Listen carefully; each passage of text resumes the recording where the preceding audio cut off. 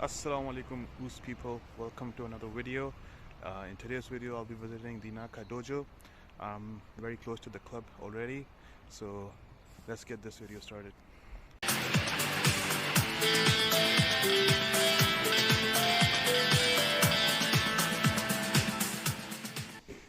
Alright, so when I pass the guard, I always try to keep his feet away from my body. That's my whole goal when passing the guard. So if I get him on his butt like this, I make sure that his feet are not touching my body. I'm always making sure that if he tries to put his feet on my body, I make sure that they are not touching the body. Then I step into the headquarters position. I'm here. Now his feet are not touching my body. And what usually happens is that he puts his right leg on my hip. And when he does that, I immediately go for the leg drag. Now again, his feet are not touching my body. I block the hip and then I connect myself to his upper body, like this. And then I drive my knee to the ground, put my right elbow in front of his knee, and then I grab onto the other lapel, and then I make sure that my upper body is really close to his. And now I just sort of wait until he starts moving, and when he moves, then I just pass. Because in this position, I already passed. Like I managed to solve the feet, the knees, the hip is where I want it. So I just make sure that my body is really close to his. And when he turns, then I just drop my upper body to his chest. So one more time. I always make sure that his feet are not touching my body, and then I step into the headquarters position. He puts his leg here, and then I just leg drag it over immediately. Then I connect my right hand, and then connect my elbow to my knee, and then the other hand like the same, and then I just get into this passing position. And when he moves, I just keep my pressure, and then end up in a tight side. Oss, thank you. Hi, my name is Ricard Carneborn. I live in Sweden, in Stockholm, and I am responsible for Nacka Dojo, one of Sweden's larger academies for Brazilian Jiu-Jitsu, Thai boxing, sport Jiu-Jitsu. We have some gym here and some yoga classes, so it's a big house of 1,200 square meters. I started training Jiu-Jitsu when I was 12, so that was in 1986. And this academy now has its 40 years anniversary this year, so it's been many years on the mat. I started training Japanese Jiu-Jitsu. That was what was available at the time. My sensei, my professor Ingmar, started this academy, and he was one of the founders of the Swedish Jiu-Jitsu style. So I started training that when I was 12, started competing pretty early. Then we developed sport Jiu-Jitsu, which is Jiu-Jitsu for pretty much for fighting, for competing. So we do punching and kicking, and then judo, and then nevasa, or ground technique. And then I was introduced to Brazilian Jiu-Jitsu here in Stockholm around 98, 99.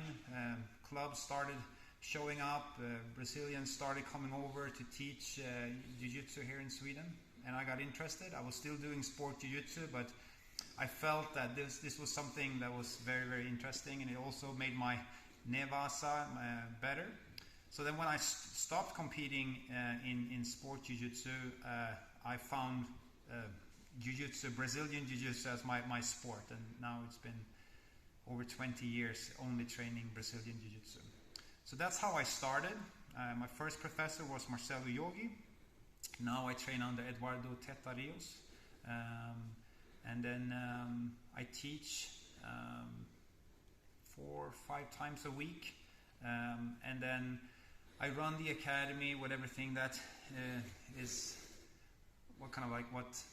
what's involved in running an academy. It's a pretty big one. We have staff here. We have 50 instructors. But I spend my time, like 60% of my time I spend running the academy. And then in 2015 I was co-founder of Smoothcomp. It's an online software for combat sports. It's together with Martin Johnson and Martin Varghult. And we have a team now in Stenungsund with about 13 people working for the company. We started out actually to build something for our own events. I've been running Nordic BJJ Open and events for about 20 years. Could never really find a good software. Running events was stressful. So we set out to build something for our own, but quickly we realized that we had a lot of ideas, we had a lot of things that we wanted. So we just said after a couple of initial meetings that let's take this to market instead. So then we just started building the platform, and now it's probably the largest online platform in the world for combat sports.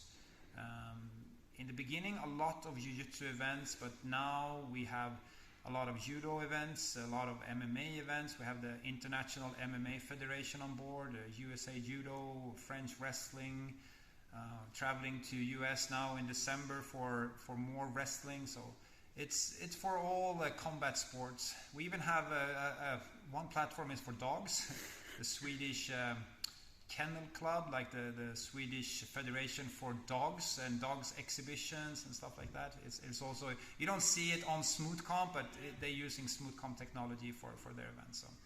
So Smoothcomp is a big passion of mine, and it's super fun to work with the team and to be a part of the community like that, to be able to help athletes and coaches and organizers to run smooth events.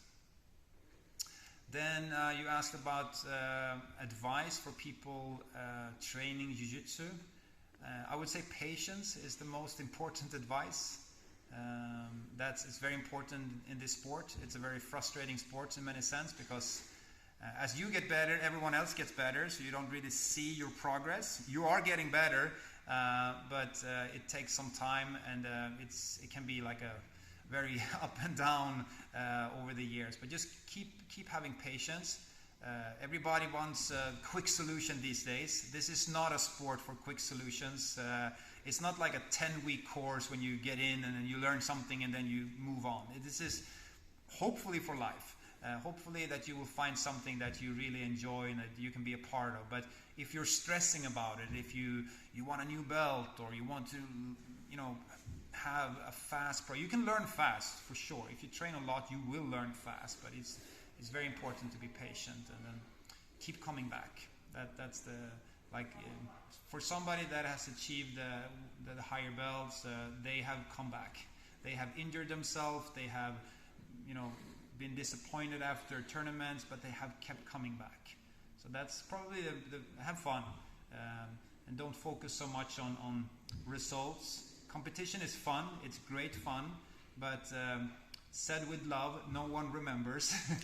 Eventually medals and things will pass, and then what's important is the friends and the community and the relationships that you have and the memories you have. So don't focus so much. When you're competing, it must be the most important thing, and I've been there. I've been obsessed with competing. I did it for 10 years. I was going for it each day, but when I look back, I wish I maybe would have relaxed a little bit more and enjoyed it a little bit more, and not focusing so much on the results, because the results will come if you train hard. So that's my advice. Have fun and be patient. Oss, thank you. Thank you. Alright guys, I'm done with the class. It was a great atmosphere, good class. Thank you Nacka Dojo for the hospitality. I hope you guys enjoyed the video and you enjoyed the technique. Do give it a thumbs up and subscribe. We'll see you guys next time.